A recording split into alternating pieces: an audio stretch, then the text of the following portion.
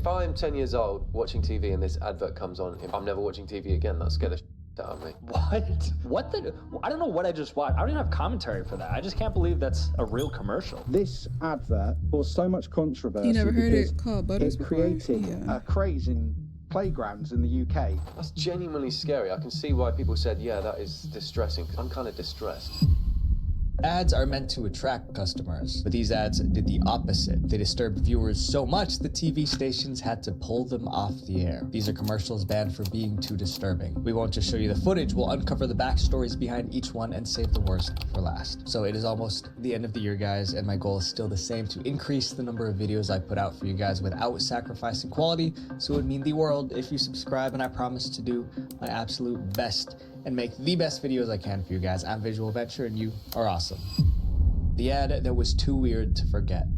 In 1983, a company wanted to sell candy to kids. To do that, they created a commercial. The main character was someone every child already knew, Humpty Dumpty. But the version of Humpty Dumpty that appeared in that commercial wasn't cute. It looked like something straight out of a horror movie. The commercial was for a candy called Kinder Surprise. It was an egg-shaped chocolate with a small toy hidden inside. The product wasn't new. Kids already loved it. To keep that success going, Kinder wanted to launch a new ad campaign. They also wanted a mascot children would recognize instantly. Humpty Dumpty was the obvious choice. He was famous, shaped like an egg, and loved by children all over the world. But there was one major issue. Kinder couldn't legally use Humpty Dumpty. Copyright laws blocked them from putting him in the commercial. They needed to create their own version. It could look like Humpty Dumpty, but it needed a different name. So they invented the Eggman. He was supposed to be friendly, but he turned out super creepy. One person described him as a fleshy man egg with childlike features. The Eggman had tiny eyes and an insanely wide mouth. He spoke in a high, squeaky voice. The biggest problem was how real he looked. The Eggman wasn't animated like on acid. He was a hand-built puppet controlled by a professional puppeteer. He blinked, chewed, and moved like a real human, but with the body of an egg. The result was disturbing on so many levels. Despite that, Kinder decided to put him on television. The Kinder Surprise commercial aired in 1983. It began with the Eggman sitting on a wall. It was an obvious reference to Humpty Dumpty's nursery rhyme. Almost immediately, the Eggman started shouting nonsense If I was a words. kid, I would not want this. Me unscrabbly. Shock-a-doobie! He unwrapped the Kinder Surprise and found the toy inside. All this time, he was still speaking gibberish. Yodel yum and choco scrum with multi-pumps dice! Oh, grubbly! His excitement kept building. The Eggman waved his arms wildly. Then he lost his balance and fell backward off the wall. It was a direct nod to Humpty Dumpty's fall. The Kinder logo appeared, the commercial ended. It was meant to be silly and fun, but instead it came across as bizarre and unsettling. Not long after it aired, complaints started pouring A lot in. of these Parents said old their kids were mascots are terrified of creepy, the yeah. Eggman's creepy face. And it wasn't just a few kids, it was thousands. Eventually, TV stations had to act. After many complaints, networks stopped airing the ad. It was unofficially banned. Eventually, Kinder decided to pull the commercial completely. By then, it already had a reputation as one of the creepiest candy ads ever made. But that wasn't the end of the story. Decades later, the footage resurfaced on YouTube. People couldn't believe it was real. Overnight, the Eggman became a meme. YouTubers created parody versions. Fans even tried to translate his gibberish. Yodel yum and choco scrum with multi-pumps dice! The translation was obviously fake, but it captured what everyone thought. The ad was absolutely weird. Kinder tried to bury this ad. Didn't work. Decades later, it's still everywhere. Your personal information works the same way. Once it's out there online, it never really goes away on its own. Moving these who pays data yourself selling, you'll notice where it goes further than someone yours. I'll be on it now. I can sense when an ad coming up. Online. And with the holiday, click the link. That's an official that made a joke about something people take very seriously. The ad that disrespected families. Sometimes the best way to advertise a product is to show someone using it, but a Belgian company called Zazu couldn't do that because their product was a condom. Obviously, they couldn't demonstrate that on TV. They needed another way to deliver their message, so they came up with a commercial that was meant to be funny, but the reaction wasn't what they expected. Instead of laughing, many viewers were offended. The commercial ended up being banned in multiple countries. Here's what happened. The ad was released in 2004. It stood out right away. Most condom ads at the time focused on romance or for disease prevention. But Zazu went in a completely different direction. The ad opened inside a supermarket. A father was shopping with his young son. The boy slipped the bag of candy into the cart. The father removed it and put it back on the shelf. The boy frowned and tried again. Again, the father took it out. Realizing he wasn't getting the candy, the boy snapped. He starts having a full-blown temper tantrum. Other shoppers stared. The father looked embarrassed and defeated. Then 2 words appeared on the screen. Use condoms. It was short. Zazu. I think, isn't there a character on Lion King called Zazu? Is that the bird's name? I think. I don't know. Shocking and unforgettable. When the ad first aired in Belgium and France, people loved it. It was dark humor, but it was relatable. Once it reached English-speaking countries, the reaction changed. Critics said the message was inappropriate. They believed it mocked parenthood and portrayed children as a burden. Some labeled it disrespectful to families. Several broadcasters refused to air it. Before long, it was banned in several countries. But the controversy only made it more famous. People shared the ad on forums, blogs, and eventually YouTube. Many thought it was hilarious. It even won an award for its originality. Despite the backlash, Zazu's Little Boy commercial became a classic. This next ad shows how a joke becomes dangerous when people take it literally. The ad that hit too hard.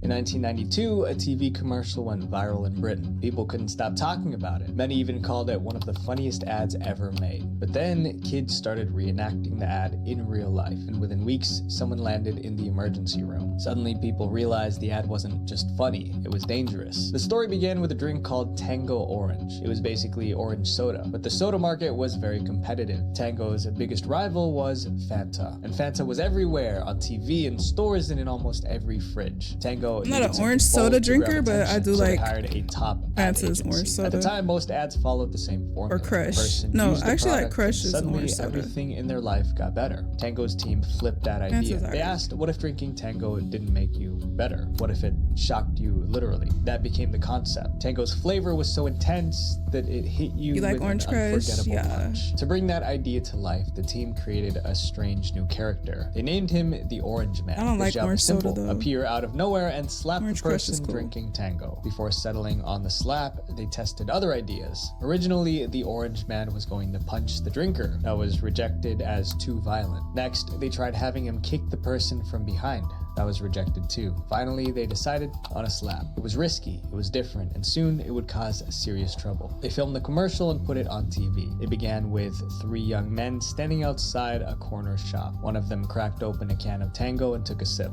Hello, Johnny. I think we might use a video replay here. The video rewound like someone reviewing footage on tape. This time, viewers saw what really happened. Oh, yes, we could be in for a quintessential Tango taste sensation here. As soon as he took a sip, the Orange Man ran up and slapped him on both cheeks. The drinker was shocked. The voiceover called it super taste sensation. Then came the tagline. No. When you've been tangoed. The ad was an instant hit. You know when you've been tangoed became a national catchphrase. Adults quoted it at work, kids repeated it on playgrounds. Tango's sales skyrocketed. At one point, Tango outsold Fanta by almost 2-1. They obliterated their biggest rival. For the company, it was a massive win, but the win didn't last. Not long after the ad went viral, teachers noticed something alarming. Kids were sneaking up behind classmates and slapping them on both cheeks. Then they would yell, "You've been tangoed." At first, schools thought it was harmless fun. The Tango slap kept getting harder. One morning, Tango's advertising team got a call from a hospital. A surgeon was on the line. He said, "I thought you'd like to know that I did an operation on a child this morning with a damaged eardrum." When I asked him what happened, he said, "I got tangoed." The company's joke finally caused a real injury. Tango executives were horrified. If word spread that their commercial was putting people in the hospital, it would destroy the brand. But it was too late. The story hit the news, and parents were furious. They accused Tango of glorifying violence. Schools across the UK started banning Tango from their premises. The company quickly pulled the commercial from television, but removing it wasn't enough. They still had to clean up the mess. Tango's team scrambled to recover. They still needed to advertise their drink, but they couldn't risk another scandal. So they made 2 new versions of the ad. In one, the Orange Man placed his hand on the Tango drinker's mouth. No, because I've never seen nothing on TV that made me In the other, wanna the do drinker something saw like the that. Orange Man coming and ran away. The Kids team be believed demons, these for safer real. versions would work just as well, but the public felt differently. The new ads didn't have the same impact. The original commercial, however, became legendary. People still remember it today. In the year 2000, the Orange Man ad ranked number 3 in Britain's list of the 100 greatest TV ads of all time. This next ad was supposed to inspire people, but it disgusted them.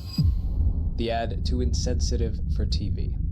In 2002, Microsoft was preparing to launch the Xbox across Europe, but there was one major roadblock. At the time, PlayStation dominated the gaming world. To compete, Xbox needed a commercial that would shake things up, something that would make gamers take notice. Their team came up with an inspirational tagline: "Life is short, play more." It felt perfect. They even set aside about $50 million for the European launch, but when they turned that tagline into a commercial, it went terribly wrong. The ad was so controversial that even people who weren't gamers wanted it banned. The commercial opened in a hospital delivery room. A woman was in labor surrounded by doctors. She gave one final push, and the baby shot out of her belly like a missile. It smashed through the window and flew across the sky. Then something unusual happened. The baby started aging as it soared through the air. He became a child, then a teenager, then an adult. There were close-up shots of his thinning hair and aging teeth. Through it all, he kept screaming. Finally, he crash-landed into a grave. Then the tagline appeared: "Life is short, play more." It was clearly dark humor, a visual metaphor showing how quickly life passes. But when the ad aired, viewers weren't inspired, they were disgusted. The problem was simple. People didn't like the idea of using death to sell video games. Authorities in the Right, UK I don't want to think received about more than death 100 when I'm playing a complaints. game. One was from a grieving mother Playing who on a recently system. lost her baby. After weeks of backlash, the authorities ruled that the ad could not be broadcast on British television unless the ending was changed. Microsoft refused. They insisted that the message was positive. Life is short, so If make the anything, most that'll of make it. me wanna Rather go than changing outside. the commercial, they pulled it from television completely. Let me It get never off this aired game and go again. outside. Still, Xbox didn't step away from edgy marketing. In the years that followed, their marketing team kept making controversial ads. This next ad was so bad, people have been talking about it for 40 years. The ad that terrified a generation. In 1978, a new horror movie was about to hit theaters. It was titled Magic. Like every film, it needed a trailer to build hype. And since it was a horror movie, the team wanted it to be scary. Very scary. But they went further than anyone expected. Magic was a psychological horror film. It was about a struggling magician named Corky. His career was collapsing and he was desperate for something new. So he added a ventriloquist dummy named Fats into his routine. It worked. After adding the dummy, Corky became a success. But soon he sensed something was wrong. The dummy wasn't just a prop. He seemed alive. don't like dummies. Worse, he was I don't see how evil. people In do short, it. as the story unfolded, Corky dummies in slowly their lost house. his grip on reality. For the movie trailer, the marketing team came up with a minimalist idea. No special effects. I don't or like little action dollies. scenes, just the evil dummy Like staring. you know how like the old school dolls used to look? I don't know how to describe them, but they're like little dolls. I don't like how this style of like dolls look like Chucky type. No, it's a different type of little doll. And I don't know what they're called. They're like really, really old. I don't know if they're like from the 50s or 60s. Maybe earlier than that, but like little dolls. I don't like how they look. straight into the camera. That would turn out They look to like be a they very look bad like they would idea. come The trailer alive. lasted only 30 seconds. It began with a dummy emerging from the darkness. It had lifelike I don't see how eyes and a devilish grin. The camera zoomed in I don't see how while they he keep them in their recited a house. poem. Abracadabra, I sit on his knee. Presto, Antique chango, dolls. and now Yeah. he's me. The poem went on for a while, but then he There's said a the certain last type line. of style to them. I just don't know. What the hell? The dummy's eyes snapped shut. Then, just before the That's so commercial ended, weird. they popped open again. Then the screen cut to black. The trailer was meant to get people excited for the movie, but it had the opposite effect. People didn't even want to see the trailer. TV stations received complaint after complaint. Parents said the dummy was giving their kids nightmares. Others claimed their kids ran out of the room whenever it came on. One viewer said the poem got stuck in their head. It didn't help that the trailer had no storyline. It was just a puppet staring straight at the viewer as if it were mad at the viewer. For children, that was too much. By late 1978, the backlash was impossible to ignore. Television networks... Like y'all ever seen Tales from the Hood? Like those little dolls, like them little that one story in Tales from the Hood with the little dolls and stuff. Those style of dolls, I don't like those. But they have them where they look like little where they're dressed like little clowns. I don't have like a clown phobia or nothing, but like little dolls, that style from like whatever decade that was, I don't like how those look. Just like these dummies, like dummies and little dolls like that look so creepy. Banned the Magic trailer. They said they were protecting younger viewers from more sleepless nights. After the ban, the studio released a new trailer for the movie. This time it opened with a message. This special preview has been approved for all audiences. The first trailer didn't have that, so it was clearly meant to reassure everyone that this version was safe. Then it began. When your heart begins to pound, when your mind begins to go, keep telling yourself, it's only a movie. Oh my god, the end of that movie was so freaky. Yeah, I remember it. The rest of the trailer showed scenes from the actual film. You do magic too? Corky does magic. I only do tricks.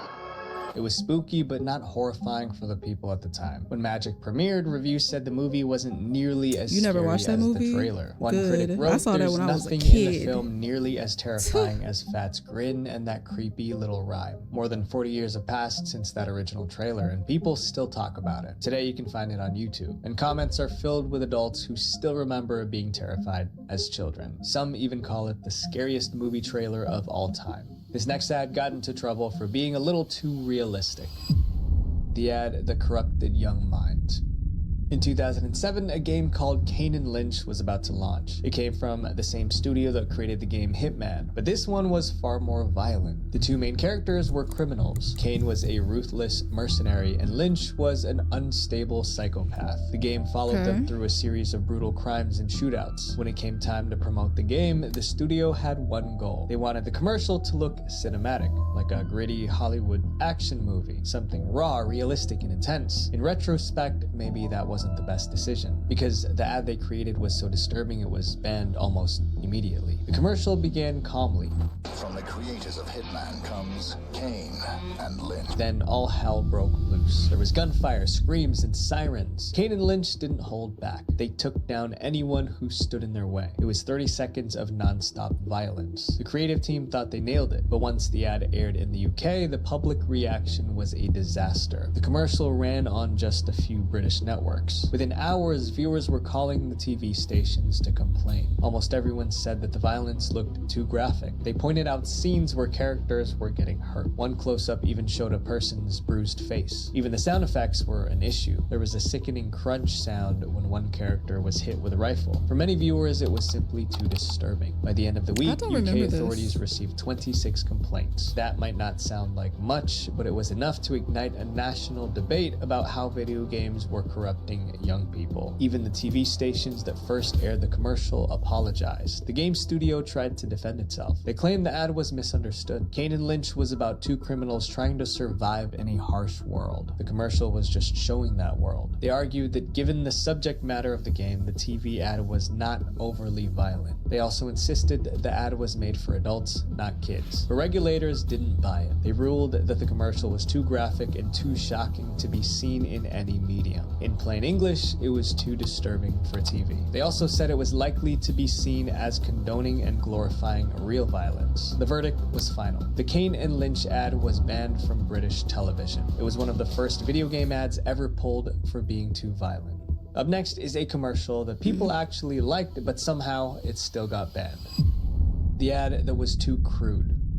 A company called Smart Beep thought they were finally getting their big break. They created a commercial that was set to air during the 1999 Super Bowl. The Super Bowl was arguably the biggest advertising event in the world. Millions of people watched every year. For brands, even 30 seconds on screen could lead to massive profit, but the price was steep. Back then, a 30-second Super Bowl slot cost $1.6 million. Smart Beep was ready to pay it. They filmed their ad and prepared for their big debut. I mean, they're gonna make it back. Aired, the commercial was banned, and it was all because of one bad joke. To understand why this ad even existed, you have to go back to the late 1990s. Back then, smartphones weren't common. Most people used pagers to stay connected. Here's how pagers worked. If you wanted to reach someone, you called their pager number. Your number appeared on a tiny screen on their pager. The person saw it, found a phone, and called you back. It was pretty simple. Smart Beep offered affordable pager plans. That was their business. To attract more customers, they decided to run a Super Bowl commercial. illegal. It was expensive. But if the ad landed, it could catapult their business. For the ad, they wanted a concept that was simple but funny, and they got an idea. The commercial began with a man picking up a woman for a blind date. He walked her to his car and opened the passenger door. He went around to the driver's side. Right before he got in, the woman let out a loud fart. When he got in, he smiled awkwardly and said, "You guys meet? Greg, Janice?" We sure did. Then came the punchline. That was stupid. Great.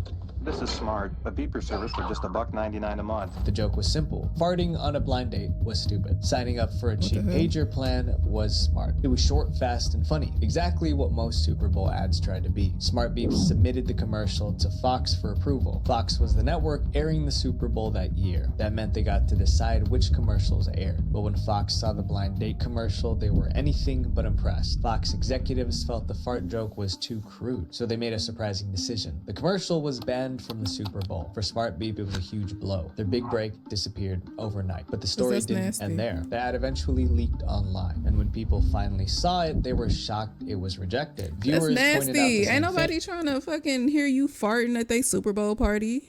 The fuck? Commercials playing, everybody got their chips, they beer, they hot dogs, and you on TV farting. Don't nobody want to hear that? In the 1990s, Fox aired shows like In Living Color, The Simpsons, and Married with Children. These shows were notorious for their crude humor. So why was a simple fart joke suddenly off limits? The commercial went viral online. Years later, some Reddit users even called it the greatest TV commercial ever. Unfortunately, going viral didn't save Smart Beep. In the 2000s, people switched from pagers to cell phones. With fewer customers, the company eventually shut down. Their banned commercial, however, lived on. And today, it's remembered as one of the funniest Super Bowl ads that never aired. This next case made history for all the wrong reasons. The ad that put viewers in the hospital.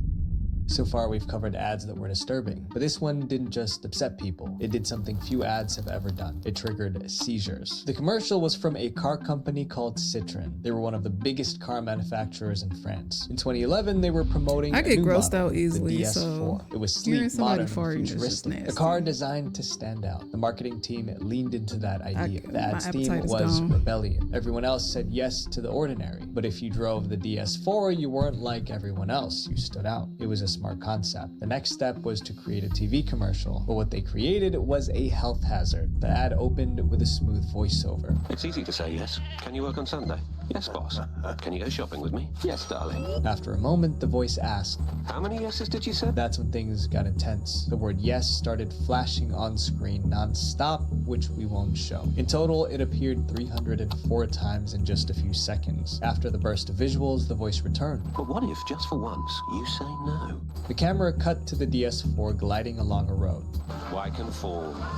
The message was simple. Most people say yes to normal, but DS4 drivers don't. The flashing yes sequence was only a tiny part of the ad, but it was about to ruin everything. Trouble began the moment the ad aired in the UK. Within hours, stations received complaints. Viewers said the flashing made them dizzy and disoriented. Then the most serious reports came in. Several viewers said the ad triggered epileptic seizures. The condition is called photosensitive epilepsy. It's a disorder where rapid flashing images can cause seizures. That meant a car commercial was now a real health hazard. Citroën quickly issued a statement. They admitted the situation was serious, but insisted it wasn't their fault. They explained that the commercial passed every required safety test. One of those tests was designed to detect flashing patterns that could trigger seizures. It was called the Harding Flash and Pattern Analyzer test. The ad passed that test too, so technically everything was safe. If that was true, what went wrong? Authorities launched a full investigation. They retested the DS4 commercial using I think I know what she's talking about, Meta. This time, the ad failed every test. That revealed a much bigger issue. The old safety checks weren't accurate enough. Regulators took action. They updated the standard safety tests, making them stricter and more precise. But for Citroën, it was too late. The ad was officially banned in the UK. The ruling was clear. The ad must not appear again in its current form. At least something positive came out of the chaos. Citroën's mistake helped make advertising safer for everyone. Shock value sells for a second, but trust, that takes years to build and seconds to destroy. So before you do something just to stand out, ask yourself, how will people remember you? Visual venture. Wait, before you go, I have a 1 hour and 45 minute long video talking about media banned for being too controversial. I talk about it. All right, y'all, my eyes are getting tired, so I'm going to end it there. Thank you so much, everybody who came in, who chatted with me and hung out. For the biddies, oh my God, thank you so much for that. And yeah, this was fun. I hope to see y'all in my next stream. Thank you guys. Thank you. Y'all have a good night, okay? Bye.